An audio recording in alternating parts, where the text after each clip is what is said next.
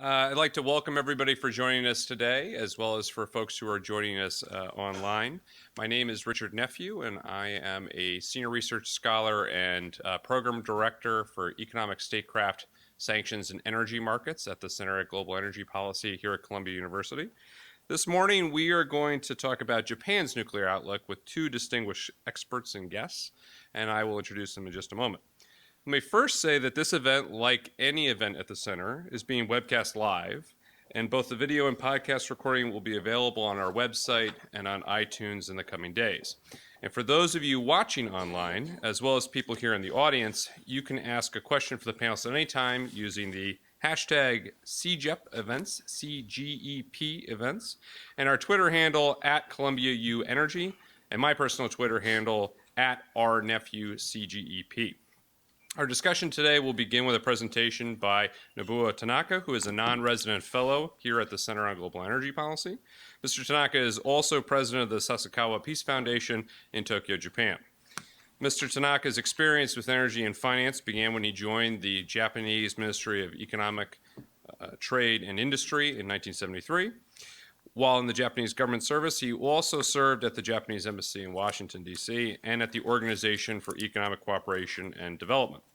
His last post was as executive director at the International Energy Agency from 2007 to 2011. Mr. Tanaka has a degree in economics from the University of Tokyo and an MBA from Case Western Reserve University. After Mr. Tanaka's presentation, we will have a discussion between him, me, and our second distinguished guest, Chris Gadomski, who is the head of nuclear research for Bloomberg New Energy Finance. Mr. Gadomski is also an adjunct professor at NYU's School of Continuing and Professional Studies, where he's taught graduate courses in energy policy since 2005. Prior to joining Bloomberg New Energy Finance, Mr. Gadomski was a business development consultant, providing expertise and advice to multilateral firms and institutions, including the UN Development Program, World Bank, and U.S. Department of Energy. Mr. Gadomski has a degree in economics from College of the Holy Cross, as well as an MBA from the University of New York. Gentlemen, thank you for coming today and for offering us your thoughts. Mr. Tanaka, the floor is yours. Thank you. Thank you, Richard, for providing me the opportunity to talk to you today. I am currently the president of the Sasawaka Peace Foundation and used to be the head of the International Energy Agency in Paris. So my presentation is today is what is a global context where we discuss about the nuclear in Japan and tell the idea of the sustainable nuclear power. I mean, not only the CO2 emission reduction, but how could we make a possible technology which we can use to solve the problem which we face in Japan. IEA always show the world energy outlook, and this is the one which in November last year, the newest version. And the most important message of the new world energy outlook is this low oil price. Everybody knows the current price of oil is about a third from 2014. It may prolong, as IEA says, toward 2020s even. So if the situation continues, what would be the consequence?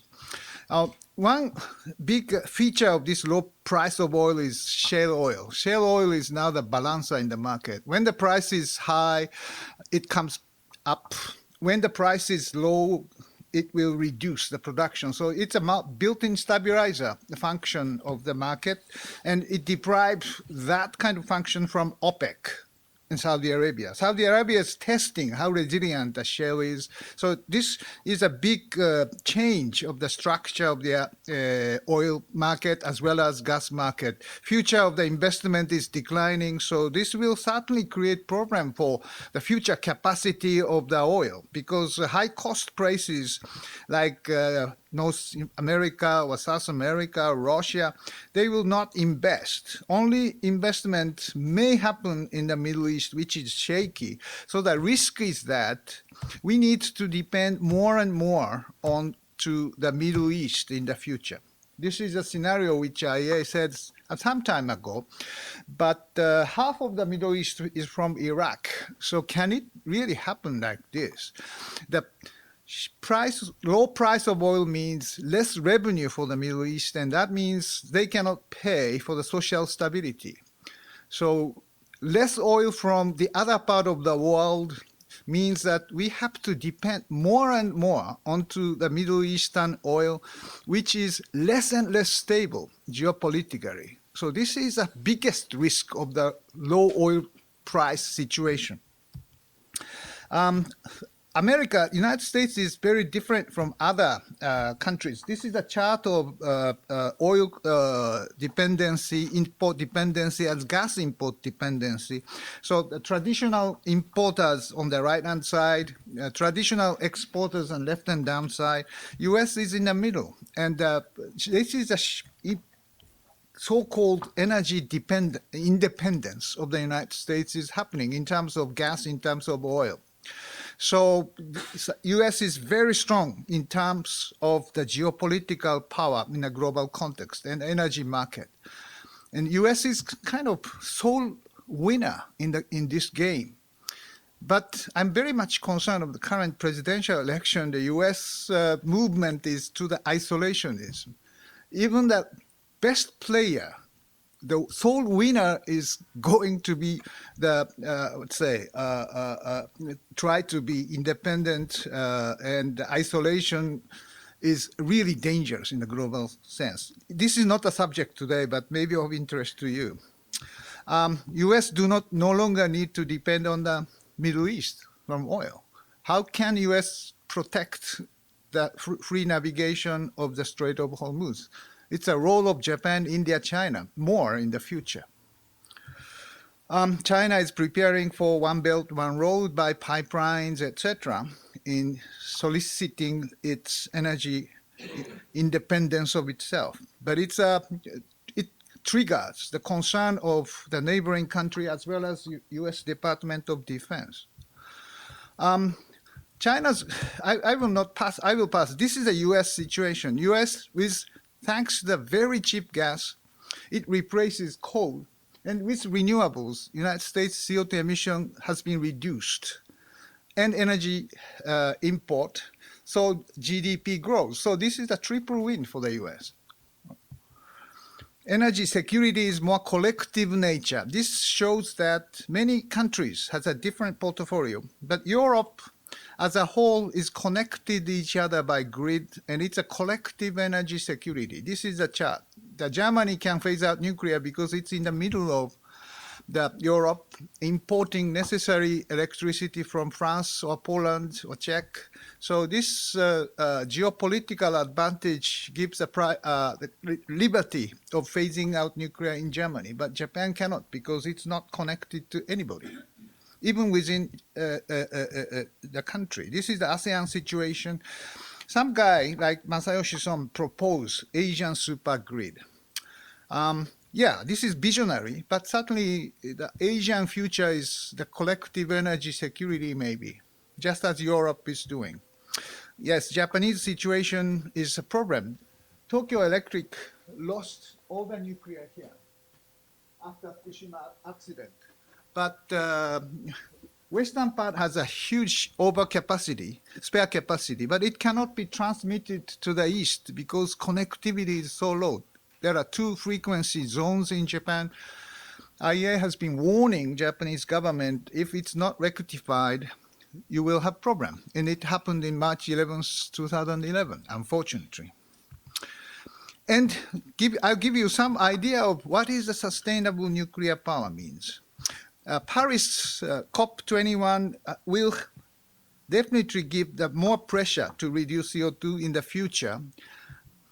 And power source will move toward renewables. The cost of renewable will much lower now and in the future more. So I was in the Bloomberg New Energy Finance Summit this week on the beginning, and the cost reduction in the renewables will give definitely the huge increase in the renewables relative to others, but still we need nuclear. And this shows IEA's estimate is nuclear will increase its share slowly and gradually. But this means it requires 23 gigawatts. That means big 23 nuclear reactors every year from now to 2050. And this is a huge investment and almost impossible job, intuitively speaking. But historically, it was possible because sometime in 1970s, we built more than 25 or even 30 reactors a year. But 3 Mile Island accident happened, Chernobyl happened, and it again came back in a developing country like China, but now Fukushima happens. So this is a really challenge to use the nuclear power in any country in the world. Nuclear capacity must increase, but China is certainly probably will use the substantial part of its increase. This is the Japanese portfolio, which IAEA says. The nuclear has stopped, may restart, and will share about 20%. The current situation in Japan, you may have heard about that. Some of the reactors restarted out of 50. 2 reactors are running. The 3rd and 4th were supposed to start, but a local court issued an injunction of the operation of the reactor. So unfortunately, only 2 reactors running. The public antagonism for the restarting is so severe that it is very, very difficult to go back to have the 20% share in the future, I guess. So how could we make the case for Japanese public is what I'm going to tell you now. Safety is the issue.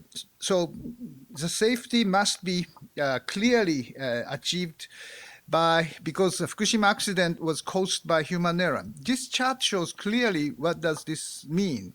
This is IAEA's report. And there are several other reactor sites which were hit by tsunami at the same time as Fukushima Daiichi.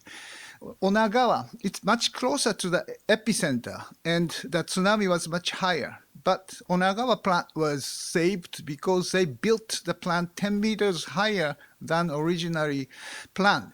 So the safety nature of the company, Tohoku Electric, saved the plant. And even it was a place where the people around this area took shelter when the tsunami hit. Fukushima Daini, this is 10 kilometers south of Fukushima Daiichi, didn't have a problem because of the leader's judgment as well as new plant, so the emergency generator was in-house. Tokai Daini, a little south in Ibaraki Prefecture, avoided the catastrophe by making the fence higher, and the action of some kind of, mending this high wall was completed just 2 days before the earthquake. So if you do the necessary things, it can be avoided.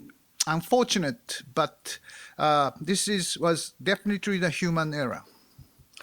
Nuclear power, IAEA says that there are very many issues of nuclear other than safety to recover the public confidence. One is retirement of the nuclear power plant, decommissioning. About 40% of the plant must be decommissioned very soon.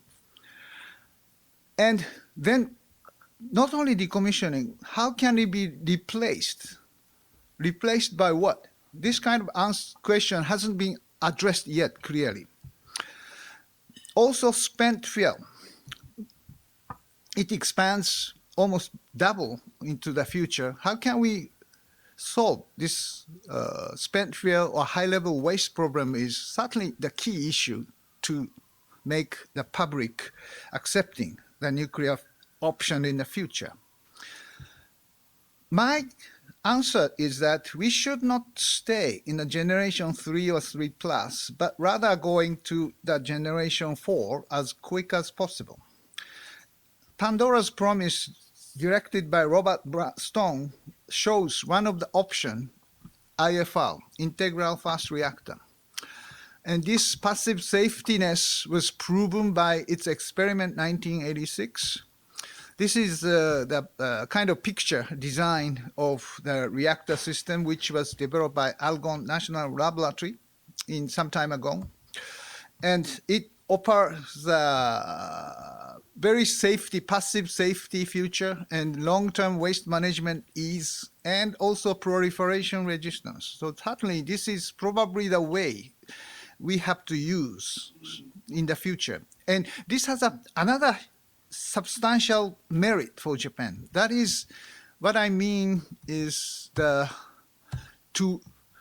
solve the spent fuel debris of the Fukushima. Fukushima debris, which is the meltdown debris of the fuel, stay there, and we are trying to get it out of the plant site, but it cannot be transported out of the prefecture. It should be solved there, but there is no technology. But this is a technology probably which we can solve, reduce the level of high level radioactive toxicity to the level of manageable.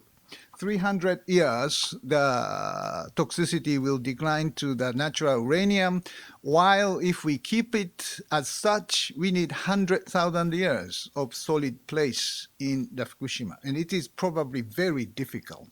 So US-Japan collaboration in Fukushima will probably give the evidence of this technology is possible.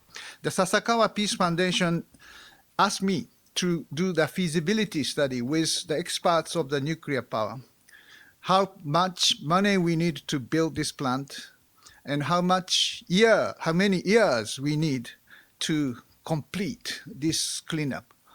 The result will come very soon, and in the autumn, we are thinking of doing some kind of exercise of explaining this option to the public. This gives some way of supplementing the current Japanese nuclear fuel cycle. I don't get into the details. It is the way of decentralized system of the nuclear power. The power plant and disposal site may stay together, which is Finland's case. And this is a very interesting option for the fuel cycle technologies. American success is from submarine, but change from the light water reactor paradigm is so difficult that fast reactor is still under the research stage. We need some kind of, let's say, acceptance by the Fukushima people. This message, unfortunately, is only written in Japanese. This is a message I received from one lady, beautiful lady, about how she felt about my speech like this in some place in Japan. She said, Fukushima is beautiful, but now Fukushima must be utilized for the new technology like this to recover the confidence they lost after the accident. I am very impressed with her, so I use this message as a kind of sample and Fukushima that this technology must be tested there. Finally, this is the reason why Sasawaka Peace Foundation is engaging this kind of activity, because this Takashi Nagai was influenced by the atomic bomb in Nagasaki, but even after this tragedy, he said that we should utilize the principle of the atomic bomb. Go forward in the research, will contribute to the global civilization, and this is a way the devil will then be transformed to fortune. And if new and fortunate world can be made through this technology, the souls of so many victims will rest in peace. So the peaceful use of the nuclear, that is what the Sasawaka Peace Foundation is trying to achieve. Thank you very much.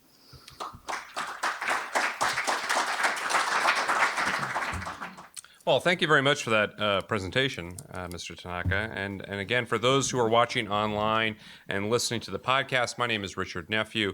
I'm here with Nobuo Tanaka, non-resident fellow at the Center on Global Energy Policy, and Chris Gadomski, Director of Nuclear Research at Bloomberg New Energy Finance.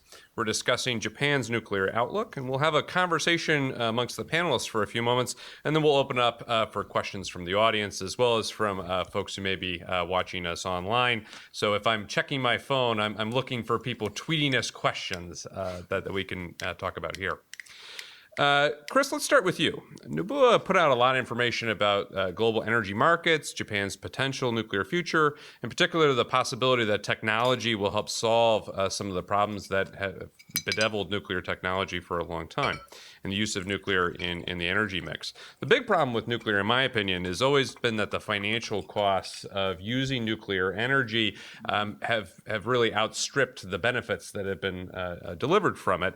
And really, to me, it comes down to a question of whether or not the price of nuclear energy, both in terms of construction and then handling spent fuel and so forth, can be handled. So I guess my question is, what's your take? I mean, do you think that the technological changes that Nobuo was talking to can help address some of those problems? Do you think that there is a plausible financial means to be able to deploy nuclear in a large scale? Thank you very much, Nobuo. Thank you for your enlightening presentation. So you raise a very, very interesting point, is the economics of nuclear power the primary obstacle to its continued expansion around the world.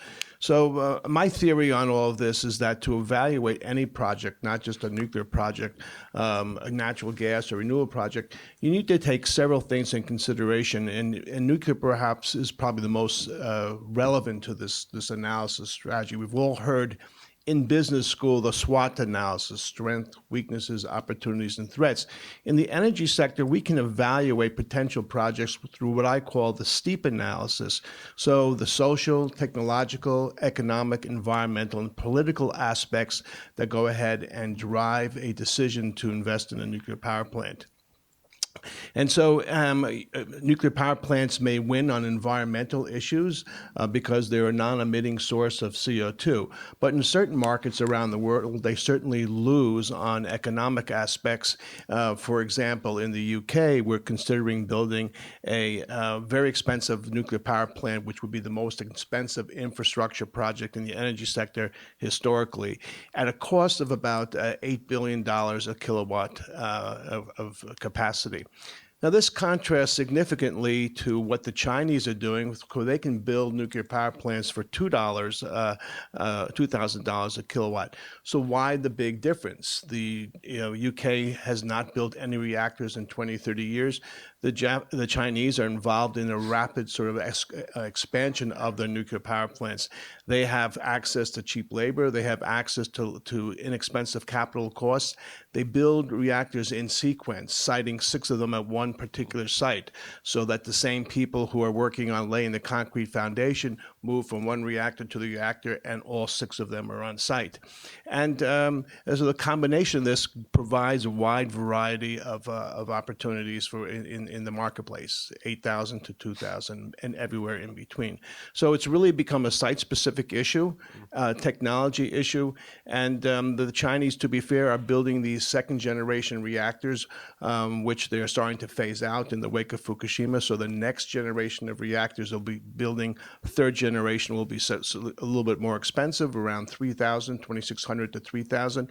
And the price I cited for you in the UK is a generation 3+ reactor, which is under construction in France, in Finland, and 2 also in China. So a lot of things go into the analysis of the economics of building these things. And there's also significant lack of transparency. The industry would really benefit if people went ahead and published or spoke about, and there was a more consistent approach to sort of characterizing the costs of building nuclear power plants, something that exists in the renewable energy industry and the natural gas industry, for example.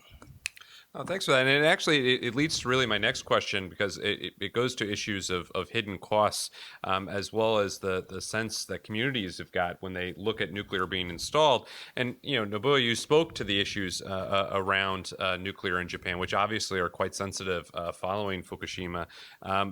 We're talking before the session started about even legal challenges that have been mounted, where individual power plants are being subject to court injunctions and being turned on and off like a light switch, based on legal concerns that are being raised. So I guess just a fundamental question is, how do you see public sentiment, changing in Japan? Do you think that this drift away from nuclear because of the searing experience of Fukushima is really at this point unavoidable, or do you think that some of the other factors in our steep analysis potentially will pull Japan back towards a nuclear future? Well, thank you, Richard. I think the current Japanese public reaction to nuclear is very negative. Probably about half of the Japanese public is against. If you have any public opinion polls, they are against restarting of the nuclear power plant. It's because of the lack of transparency or lack of good explanation and of the government or politics or utilities, how things could evolve if there is no nuclear power plant operating. So there's a risk of the nuclear power plant, but there's a risk of not operating nuclear power plant. Like, as I said, if something wrong happens in the Strait of Hormuz between Iran and Saudi Arabia, Japan will suffer dramatically. We depend more than 90% of our energy from Middle East, and it may stop. So the best way to protect from that kind of emergency is the nuclear power. But until the time that really this oil shock happens, people will not realize the cost and the pain of not having the nuclear power.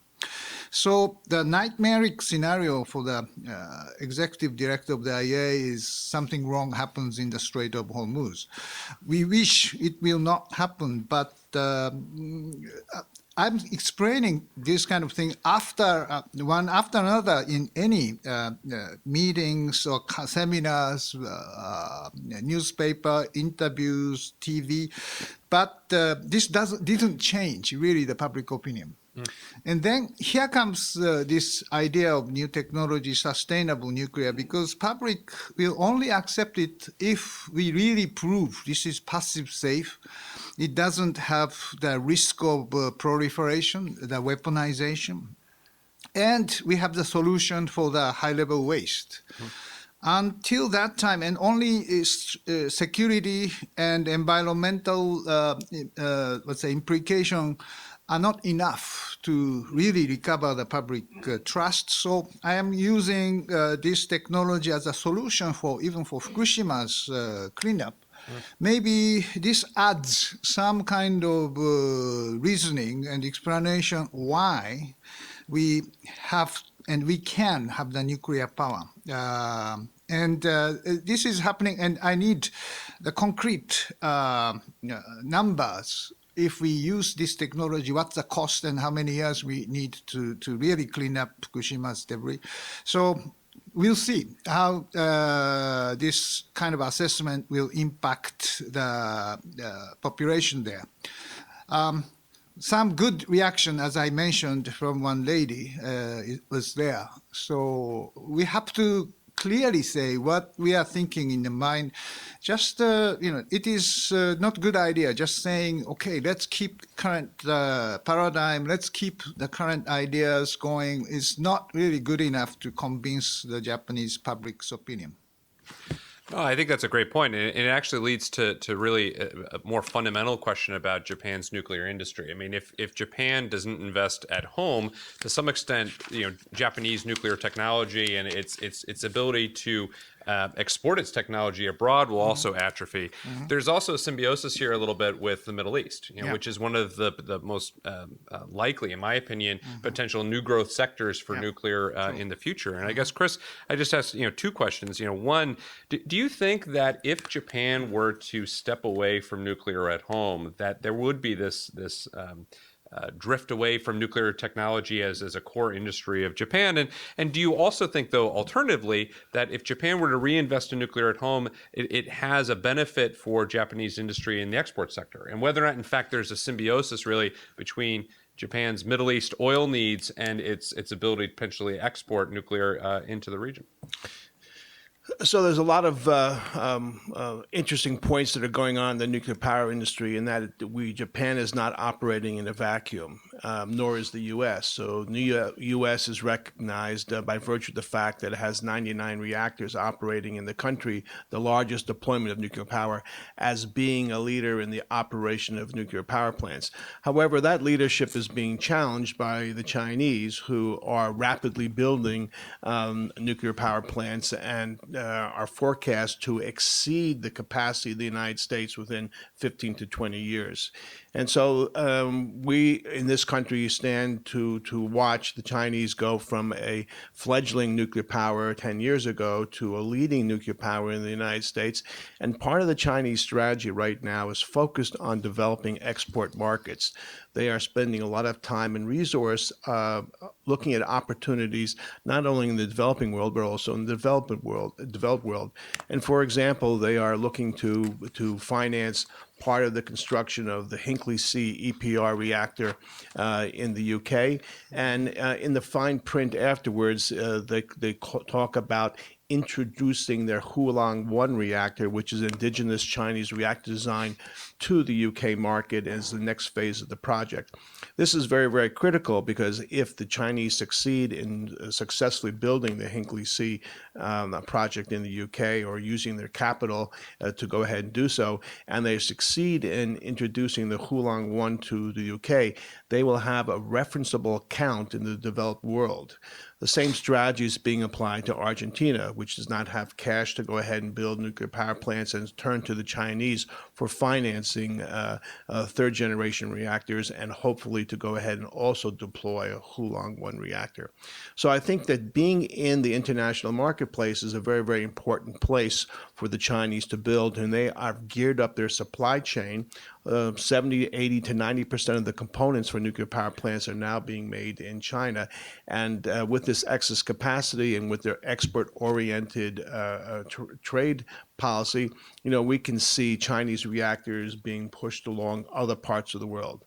Another neighbor of Japan is Korea. Korea is very, very aggressive in going ahead and developing export markets for its technologies.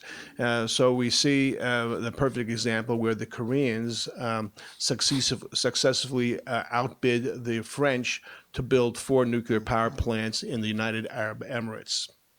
And they're going ahead and doing so with the first reactor coming online possibly in 2017, and then a reactor following each year into 2020.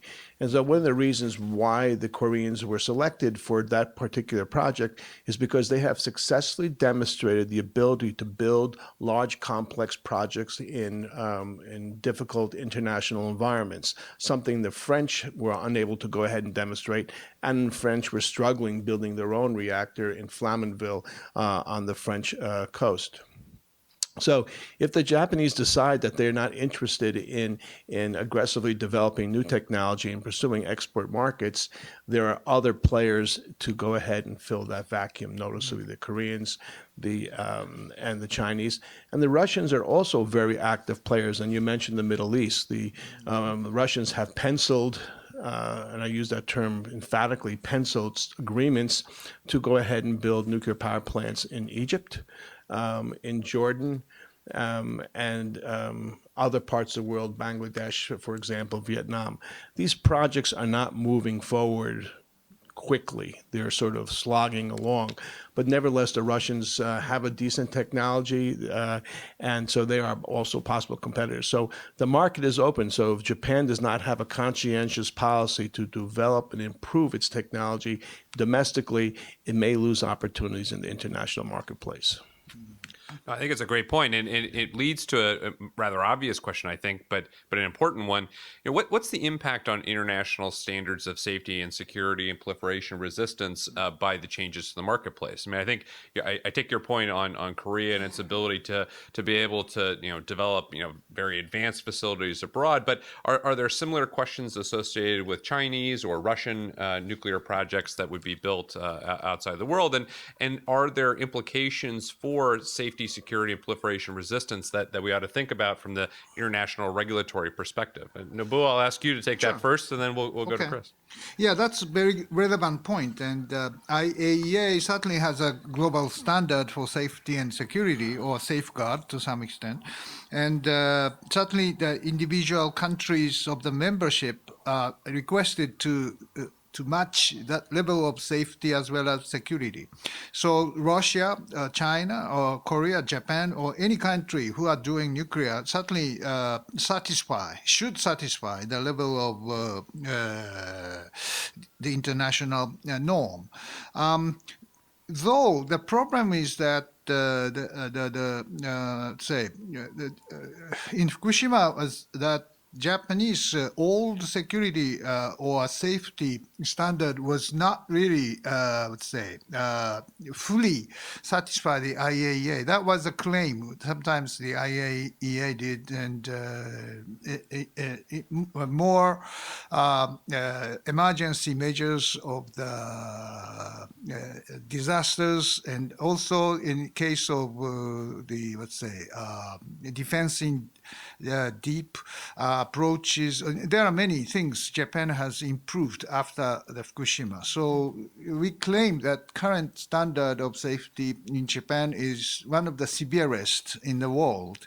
But this kind of argument, unfortunately, is not well accepted by the public. So currently, the issue is this safety standard. Safety standard is more scientific and globally, taken standard. But the Japanese public request the anshin. It is emotional stability or safety. And this anshin anzen, in Japanese, it sounds very similar. So politicians always say, well, we have to have safety as well as this emotional security. And emotional security and safety are totally different thing. If you increase the emotional security by severer standards of safety, the cost is enormous. So I am saying that emotional security must be achieved by different measures than the safety standard. So by doing so, Japanese public may understand much better. For example, the prefecture of the Niigata, the governor is not trusting TEPCO, Japanese Tokyo Electric, because they didn't really live with the necessary safety standard before. But for the sake of emotional security, or he may request that the headquarters of TEPCO must locate in the power plant in Niigata. And in a way, president of TEPCO is a hostage in the Niigata prefecture of operating nuclear power plant there. And this does not increase at all the safety standard, but it increases the emotional security of the people. So the measures can be differentiated as such that the emotional standard, emotional security, and actual scientific standard must be differentiated in the discussion. So for selling the technologies of safety, I think China's move toward UK is not bad one, because now China must live with the severer standards which prevail in the United Kingdom, and that certainly impact their operation or construction in China itself, right? If they can live with the severer standard in UK, why not build the same thing in China? And that is not a bad thing. But I think U.S. Japan is trying to sell our technologies in developing countries, but we have to do it with United States. Energy technology, especially nuclear technology, is a very sensitive technology, so we have to make it proliferation resistant, safety. All these things should come with collaboration between U.S., Japan, and maybe Korea as an alliance for the future. That is what this technology, which I mentioned today, is a possible candidate for that kind of triangular collaboration. And of course, some of the most important nuclear technology companies in the United States have got either Korean or Japanese partners and owners in part as well. Chris, do you have any thoughts in terms about the international regulatory environment for safety, security, and proliferation resistance standards? Is it right? Are we positioned properly for an expansion of nuclear worldwide? A colleague of mine who runs a company that's developing safer nuclear fuels, advanced fuel, told me, he says one time that if you want to have the safest operation in a developing market for nuclear power, is you directly have to involve U.S. companies to go ahead and do that, because the U.S. Nuclear Regulatory Commission is recognized as the gold standard regarding safety as far as nuclear plant operations. But I'll go back to the STEEP analysis, for example. So if you're looking at let's imagine ourselves as the energy policy team in South Africa, and you're going ahead and evaluating bids for nuclear power plants. The Russians are very interested in building nuclear power plants in South Africa, as are the Chinese, and they regularly host delegations to go ahead and do that. So at the bottom line, at the end of the day, applying the STEEP analysis, you're trying to sort of weigh the value of, or the technological safety of, the proposed reactor. And I'm not an expert on reactor safety, just know that it's a very, very important thing. And you balance that, or that has to play with regards to the cost of the reactor. So very often, if you are sort of in a uncertain world, everybody claims to have very, very high safety standards. The bottom line then becomes, as we've seen in the United Arab Emirates decision, that a decision was made to go for the less expensive technology choice. And that's not to say that the Koreans are not building reactors that are perfectly safe or so, but it becomes a perception of the buyer of what's going to happen. And if there's a cheaper alternative to consider, one has to question whether or not is that really as safe as the more expensive alternative that is out there. So it becomes a very, very complex decision-making process with many different aspects being played in the decision role. No, I think that is a great way of tapping off our part of the conversation here, because it lays out, I think, the complexity that's associated with any kind of nuclear energy development. I think at this point we'll start taking questions from the audience, both the audience here in this room as well as folks who are joining us online. Again, for folks who are joining us online or listening to the podcast later, my name is Richard Nephew, and we're discussing Japan's nuclear outlook with Nobuo Tanaka and Chris Gadomski. We've got a microphone that is located in the middle of the room. If you wanted to queue up behind that microphone to ask your question, that would be great. And I will also be reading up a couple of questions. We've already gotten 4 from Twitter as we go along. Please just tell us your name, your affiliation, and your question, and then we'll farm it out amongst us. Hi, my name is Cesar Penafiel. I'm an alumni at CRCEP. I work at Environmental Progress. And full disclosure, I used to be Tanaka-san's research assistant here at the Center on Global Energy Policy. My question is about safety. You have mentioned a lot about safety, but aren't we talking too much about safety? Nuclear energy is already the safest form of energy. In fact, the deaths per terawatt hour are 0.074. Compare that to coal, which is 5, and gas 2.8. In the last month, there have been several articles in scientific publications talking about the evacuation process of Fukushima, where hundreds of people died because they were rushed out of the zone. They shouldn't have. Nobody died from radiation. Recently, in the last couple of days, Dr. James Hansen just sent a very strong letter to politicians asking them to stop this fear-mongering around Indian Point.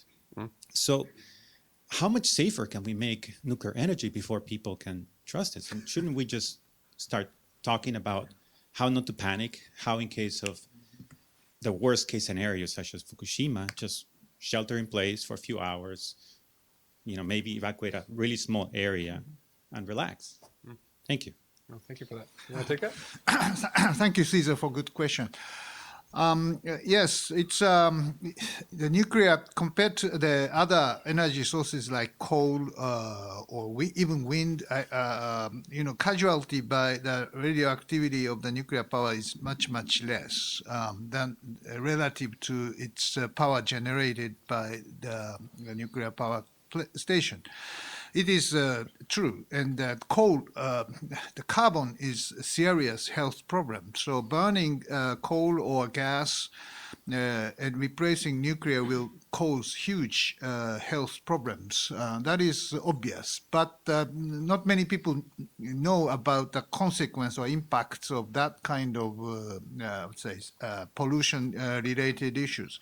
So we have to tell clearly what the impact of these or comparison of the different technologies relative to the casualty due to the generation of the electricity. We know that this has to be done, but sometimes the evacuation could have been done much better way if it was planned previously than the accident. Unfortunately, Japanese so-called safety trap or safety myth causes the lack of serious exercise of evacuation or plan. That's the reason for the deaths caused by the lack of proper process of evacuation for the hospital patients as well as old people. So that's a lesson which we have learned in Fukushima. But at the same time, was hospitals moved out of the proximity of the nuclear power plant? It was not the case. Do we have the Central Command of Emergency like FEMA in the United States? It's a Federal Emergency Management Authority, which I definitely Japan need, but after 5 years, this agency was not created. Are we seriously learned the lesson of Fukushima? I doubt it, unfortunately. Of course, the localities and utilities are doing a lot of increasing safety by the new regulation by the Regulatory Commission. But all these activities, unfortunately, as I told you, it's not the safety, but emotional security prevents the acceptance of the Japanese public toward nuclear. Chris, do you want to speak to this? Absolutely. I think that's a very, very important point with Tanaka-san is trying to raise regarding emotional stability. I visited the Fukushima site in September of 2014, traveled within 10 yards of the reactor buildings or so. I was accompanied by several technical experts in the nuclear power field. I consider myself a market expert as opposed to a technical expert or so. But we traveled constantly with a radiation detection device in the vehicle. And one of the comments of one of the MIT scientists who accompanied us says that there was absolutely no reason to sort of evacuate such a large area, that it was an overreaction. Part of that comes from the inability of many people to understand the concept of radiation. It's odorless, doesn't smell, you don't feel it, and so there's a mystery about radiation. Radiation is probably something that is very poorly understood by the population at large. And if you don't understand something, then you tend to be much more concerned and worried about that. So I think that there are opportunities to sort of really try to address the issues about radiation threats, the danger of it. And, if you are close to a radiation source, pass by it quickly, put a tremendous amount of distance between the source of radiation and go behind a concrete wall or whatever. I usually routinely take my students at NYU to the Indian Point nuclear power plant, and we look down into the spent fuel pool, and 15, 20 feet below the surface, there are spent fuel assemblies or so. And one of the things that really sort of strikes me is I watch the eyes of the students as opposed to watching anything else. And they are very astounded at how, this seems to be a very well managed way to sort of handle the legacy of nuclear power, as opposed to belching CO2 into the atmosphere. But I think addressing the safety concerns is very, very important, and it's emotional. And it also becomes part of, the steep analysis that we need to make nuclear power very socially acceptable into the markets that we're going to head and look at that. And that's a very big challenge right now. I think it's a great point. And I had a similar experience in Idaho National Laboratory, looking down into a spent fuel pond. And the funny thing is, when I came out of that and I called my wife and I said, hey, look what I just did, her first question was not, oh, is that interesting? It was, well, we don't have kids yet. Are you sure that was a good idea? So I think it speaks to just a fundamental set of questions that people have got about nuclear that still have got to be addressed. Well, I tease my bosses who went to Tokyo and to Japan shortly after Fukushima, and I told them that, watch your extremities because they turn green first. And my boss was very, very nervous as a result of my teasing to him would do that. But that's a very important thing. How many people really understand, not only in this room, but at large, the threats, the dangers that radiation represents? Very, very, very few. Yeah, that's a great point. Sir, go ahead. Hugh Patrick, Columbia Business School. Very glad to see you, Mr. Tanaka. Thank you very much. I really wanted to ask you to help us understand more what's happening to the industry itself. There are these safety standards, and how soon will plants be approved, and what's the process? There's something like 43 plants, I guess. And how many of them will be approved? How quickly will that happen? On the technical side, aside from the issue that may be a policy, sort of public reaction when they open them. And relatedly, it was my impression that during in 2011, several plants were in the process of being built. Have those plants actually been completed, or have they been stopped, or what's happening on the projects that were underway and not completed? Okay. Thank you, Dr. Patrick. Welcome to the seminar. The current situation, out of 43 reactors, 2 are running in Sendai, Kyushu. And 2 were given the okay from Nuclear Regulatory Commission in Takahama, Fukui. But unfortunately, injunction by the local court, it stopped. The appeal, it will go through the legal process. So the Sendai situation was similar. The injunction requested and denied, went to the appeal court, and it's denied again. May go to the Supreme Court, who knows. But so the situation in Takahama, we must wait the process of legal process. It may take more than half a year, definitely, or maybe close to the year. So that's delays. Another reactor which are on the way of approval is in Ikata in Shikoku. So this may move sooner rather than later. And another, let's say, place in Fukui, OE may move also. But beyond that, the issue is these are the all pressurized water reactor, PWRs. So the challenge is the first boiling water reactor in some of the plants like Tokyo Electric's Niigata will be the test how fast the regulatory commission will give the approval. It may take time. It's not easy process. Some of the companies are trying to extend the life of old reactors, and this is yet come. We will see. And the two reactor side, which is under construction now, the construction is continuing. One is in Shimane, another one is Oma in Aomori Prefecture. These two reactor sites are given approval for construction, and it's going on. But yet to see when completed and given a chance of operation. And prospect of this shows that Japanese government say that in 2030, about 20 to 22% of the energy mix, power mix, will come from nuclear. But this is, when we think about the current situation, this is a fairly optimistic estimate. Chris, did you want to? The plants in process?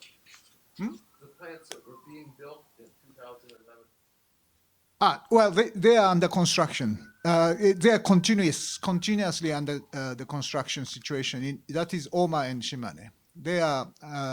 This construction is continuing. If I may add, what we're seeing here in Japan is a classic playing out of a scenario in the STEEP analysis where the Japanese government, the people of Japan, are placing priorities on social and political aspects of the STEEP analysis as opposed to economic and environmental aspects of the STEEP analysis. From an environmental perspective, the increase in CO2 emissions has been dramatic in Japan. Also, the economic consequences of shutting down the entire fleet has been huge, and the replacement of them by burning coal and burning oil and burning natural gas. So it's a very interesting watching the changes in people's perceptions towards what will the future go ahead and prepare. Also, another very important aspect is how do we replace that power environment in an environmentally acceptable way. So there's a big push to go ahead and sort of develop renewables in Japan, but there are space constraints because Japan is very densely populated. Renewables is a very diffuse technology. It takes a lot of space. Offshore, there's a very, very steep decline of the offshore. So as a result of that, it's difficult to have flat areas in which to go ahead and deploy extensive amount of offshore wind, which would address moving the technology, the electricity generation offshore as opposed to onshore. So there's a lot of very interesting challenges going on, and it'll be fascinating to watch, how it eventually plays itself out in the years ahead. Thank you, Chris. And in fact, actually, you addressed two already of the questions that I've received in from Twitter, which was very efficient. One of the questions I received was a question about how the use of natural gas and coal actually will run the risk of increasing emissions. And I think you spoke to that issue, as well as some of the questions associated with renewable energy and the degree to which it can be incorporated into Japan's energy mix. I want to come back to that question in a moment, but go ahead and ask your question, sir, and then we'll come back to that. Yes, hi. So, Nobuo and I have known each other for longer than I care to admit. But just personally, just one quick comment and then a question. The comment is, I find your presentation very persuasive because unlike some people, you don't paint an overly rosy scenario. You're very candid about the problems and you have various ideas of possible solutions. I would suggest that you remove the name former METI official from your resume because the problem is if people don't trust the messenger, they don't trust the message. Thank you. And that brings me to my question. Yes. Just because something is true doesn't mean it's persuasive, as you have found. But I'm trying to understand exactly the mechanics of the effectiveness of the opposition to nuclear restart in Japan. That is, sure, majority of people oppose it.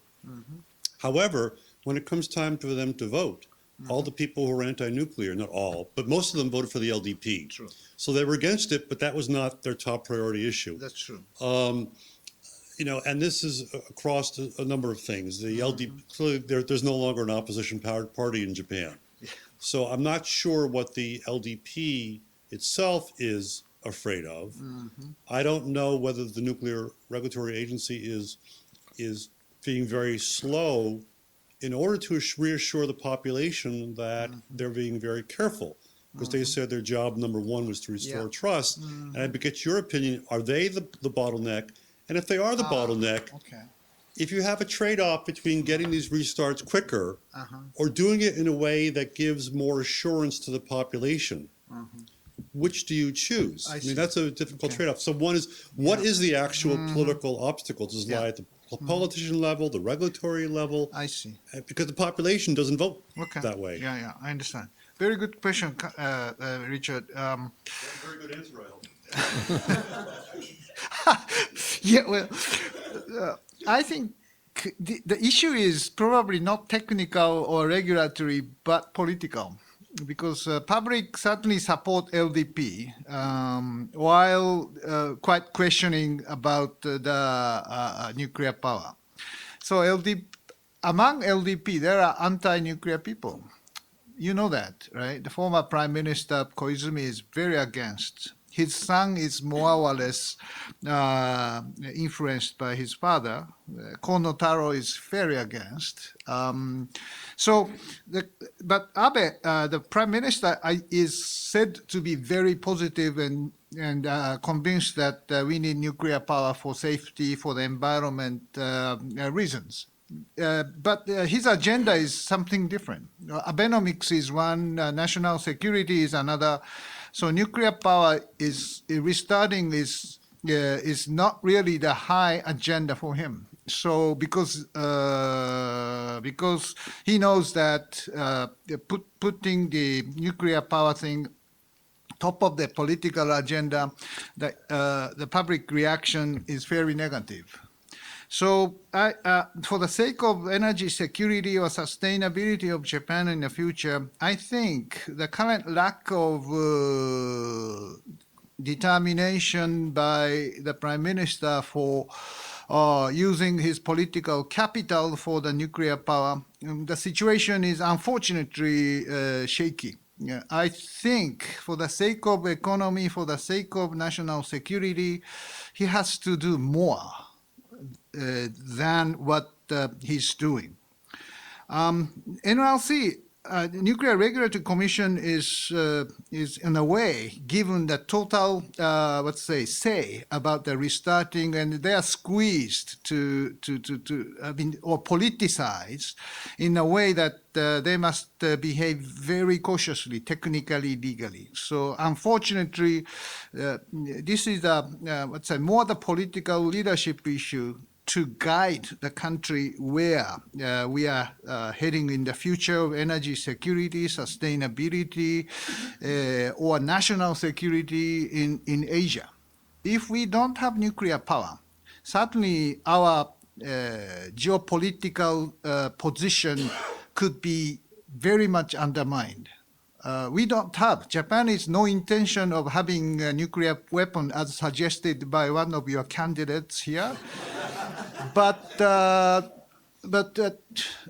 our neighbors are not thinking like that.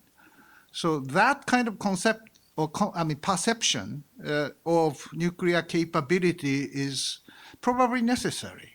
And Iran is approaching that way. Iran may not necessarily produce nuclear weapon, but capability is what they try to achieve. And if I'm, by the way, I visited Iran many times these days. And their intention is probably very similar to ours. If Iran has a capability of nuclear weapon, but not having one, but treated in a global geopolitical context as a major power in the Middle East, they will be very satisfied. But it is happening. After the sanction being lifted, United States and Russia are engaging Iran for the stability of Syria. And they are very happy and confident of the current direction. So that's a way to have a nuclear proliferation risk as low as possible. So, you know, this is all very political, geopolitics and international, but and related to each other. But I think, Richard, this must be led and treated by the leaders, political leaders of Japan. I think we could probably have a spirited discussion in another venue about Iran and its nuclear future. That's right. It's your subject. A little bit. Chris, I don't know if you had anything you wanted to offer to that. Well, the big issue in Japan that looms ahead, perhaps, is the cost of electricity to the residents of Japan. So, right after the event March 11th with the earthquake, the price of natural gas climbed to $15 MMBTU. And that provided a huge amount of economic difficulty or economic challenges for Japan. That price has subsequently fallen as countries around the world have geared up their LNG exports. So the LNG market now in Japan is $5. But what happens if the price goes back up over there? So here again, we have the people in Japan making a choice between the economics of the electricity that they buy every single day, or versus the state or perceived safety of the reactors. So when you look at the perceived safety, it's a probability issue. What is the probability that another event will happen? Okay, and so is very hard to quantify or to measure or to look at control. But as prices go up, if there are blackouts, just imagine how we would feel in a July or August day in New York City if we lost Indian Point and we didn't have any electricity and we're sweltering in our apartments. We would be very, very unhappy. So if you have those type of possibilities and you have the price rising for the price of electricity, then all of a sudden people's minds may or may not change. So the examination is how tolerant are the people in Japan to rising electricity prices, and at what point will that issue trump the safety issue, the probability of another event happening, and that's something that needs to be looked very carefully. Surprisingly, in Germany, the price of retail electricity has gone up very much, and so they have demonstrated tremendous tolerance for paying more for electricity that's generated in the country, largely through increasing deployment of renewables while they're shutting down the nuclear power plants. So it's something to look to European our friends there to examine how what's the elasticity of the price of electricity and its impact on the people there. No, thank you for that. Yeah. Okay, we've got about 7 minutes left, so I'm going to ask this gentleman to please give us your question. Then I've got a couple of additional questions that I'll present from our Twitter followers as well. But go ahead, sir. Okay. Thank you for your great discussion. My name is Shin Matsuno, and I'm working with IHI, Japanese Heavy Industry, and actually we are one of the nuclear power plant maker in Japan. So actually in the U.S., what I'm very, very impressed is the generation 4. So new generation reactor is being developed not by the National Research Laboratory or not by the big company, but by the small startup companies. This is a very impressive movement, I think. And my question is, do you think such kind of movement is going to change something in the future in terms of safety or regulation or business model? My concern is old conventional scheme in Japan based on the relationship with power companies, government, and the big companies just like us cannot keep up with this movement. That's a great question. Thank you. So we'll take that question, but then and one that's related, I think, actually two that are related that I'll put to the panelists, and then I think we'll probably close. The first is directly related to the issue of Gen 4, and it comes to us from Twitter. The question is, can Gen 4 reactors be matched with power storage to provide the load following capacity required by renewables? And I think that the fundamental question there really is whether or not we're looking at a new energy mix, which relates to the first question received on Twitter, which is how will market liberalization in Japan affect nuclear and renewables' role in the overall energy mix? And I guess this gets to a real fundamental question about both the construction of facilities, but also what does the energy mix looks like in Japan going forward? Nobuo, do you want to start? Yeah, well, what would happen in the power market reform, this is a fast challenge, really, so it is very difficult to say, but the government is saying that we need all the possible energy sources in a mix, so renewables, nuclear, and fossil especially by gas and cleaner coal are envisaged. But nuclear, if it is costly in the initial stage, so can it be a very good match with renewables? This is a very interesting challenge. Nuclear considered to be a base load because initial cost is so large. The averaging out by making a base load is an economic reason. It's not a technical reason. Technically, especially in a Gen 4 reactor, small modular reactor can change the operation utilization much more frequently than a big reactor. So with that, it could live with very much well with the renewable energy such as solar or wind.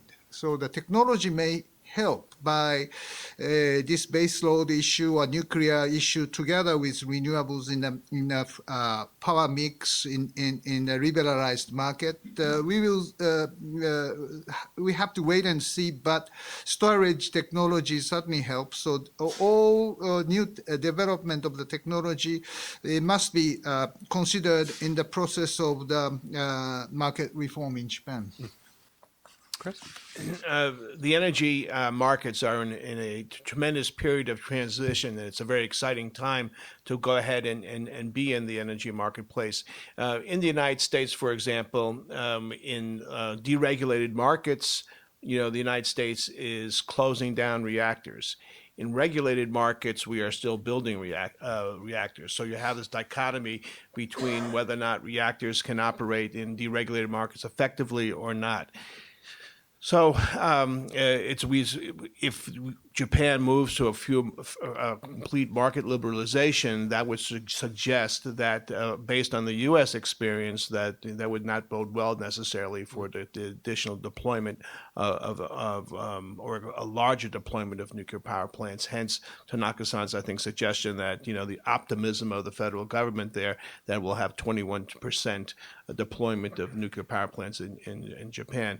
Bloomberg New Energy Finance takes a more conservative view of the deployment of nuclear power going forward, largely because we see opportunities for renewable energy to play a very, very active role, especially in a deregulated environment. So it's a fascinating game to go ahead and watch. Gen 4 provides much greater flexibility than the existing reactor fleet does. So we'll see how successful they are in balancing the two. The important thing to remember about nuclear power that it is a technology that is operating with very large capacity factors. 92% of the time it's operating in the U.S. compared to 35% for a good wind farm, 20 to 25% for a good solar plant. So it's always available, it's always there. And as we have increasing deployment of renewables, that has an opportunity to encroach upon the time of use of the nuclear power plants because they're higher in the merit order. They're taking first because the marginal cost of generating electricity from those technologies is essentially zero. It's there, take the electricity. So there's a lot of fascinating issues. And one of the things that I heard in the room next door several months ago is Jeffrey Sachs said, listen, without nuclear power, we're not going to get to that 2-degree limit in climate change, global warming. So it definitely has a role to play. And what's fascinating for us is trying to understand what's the optimal, most economical, and socially acceptable way for it to introduce that into the generation portfolios of the countries around the world. Just one add to that, Mr. Matsuno's question about this Gen 4 small modular type. Will it change the business model? It could, because I think the one which I mentioned as integral fast reactor designed by GE Hitachi is called PRISM, the small modular type fast reactor. There are many different small modular type. Molten salt type, thermal type. There are many different, but small modular produced in the factory, manufactured in factory is very new paradigm because by doing so, it could be much safer because mass produced automobile is getting much safer compared to the one-by-one construction in each different site in a huge operation. So the current paradigm of nuclear power is building a huge reactor and make an economy of scale of generating power and as a base load. But this may be different paradigm of small modular advanced reactors because it's factory made, it's cheaper. And if the regulatory rule will match this kind of factory automated produced system, the cost of regulatory process would be much cheaper. So if that happens, I think this small modular fast reactor system could, together with pyroprocessing, provide the decentralized system of nuclear power rather than centralized big-scale nuclear power. Because Japan may not find a place to dispose the waste as a central facility. Well, we cannot really build much bigger reprocessing plant nearby Aomori as such. We don't have workable solution for fast breeder reactor system. So more smaller modular system decentralized in Japan and solving the waste problem of current light water reactor system could be the future business model of the nuclear power, depending on the cost of production, regulation, and all other elements to be considered. Well, I want to thank everybody very much for joining us, both here as well as online. I think that's a great place to end our conversation, which was pretty good and wide-ranging across the subjects that are relevant to Japan's nuclear future.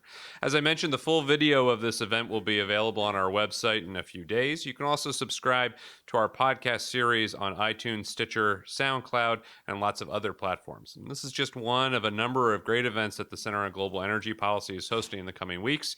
Upcoming events include on Monday a panel on energy, financial markets, and geopolitics here at the School of International and Public Affairs from 6:30 to 8:30, and our 2016 Columbia Global Energy Summit, which will be held on April 27th from 1 to 5:30 at the Low Memorial Library Rotunda, and registration information is available on the center's website.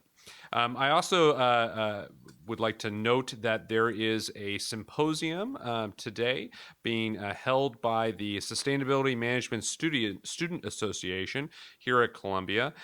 It is actually starting in about 15 minutes in Casa Italiana, which is just located at 1161 Amsterdam Avenue. Obviously, it's too late for folks to register, but if you run, you can probably make it before it starts.